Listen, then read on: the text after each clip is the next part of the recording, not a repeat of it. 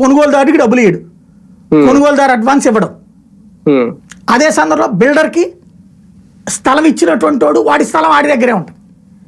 మధ్యలో ఏంటి, ఇందులో ఎన్ని లీగల్ లిటిగేషన్స్ ఉన్నాయి?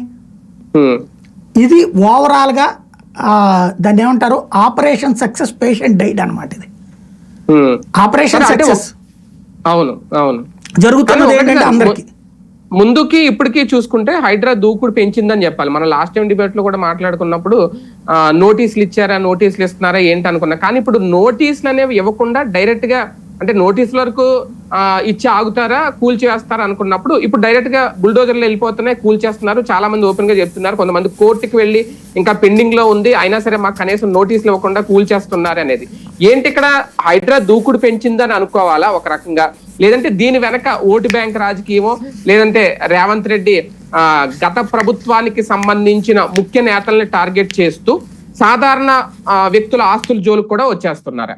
ఇక్కడ రెండు కోణాలు ఏంటంటే, ఒకటి మొన్నటికి ఇప్పటికి దూకుడు పెంచింది ఏంటి అంటే, ఎవరికైతే అండలేదో లేదంటే ఎవరైతే ఏమి చెయ్యలేరో వాళ్ళై, ఎవరైతే ఏమైనా చేయగలిగిన వాళ్ళ జోలికి పోవట్లా.